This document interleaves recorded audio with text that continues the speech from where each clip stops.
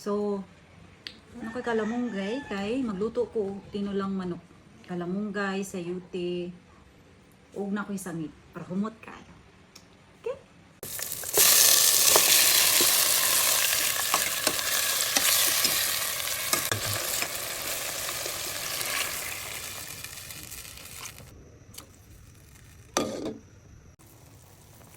Alright, ito na isagol ang atong sayute.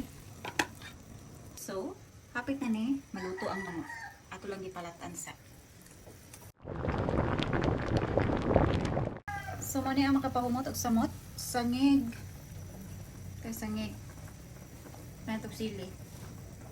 O, tulo ka sili. O, ang atong malunggay.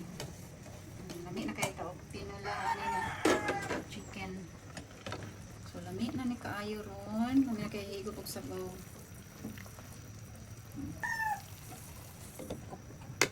Okay, so luto na ang atong tinulang manok. Ready na for dinner. Yummy looking na.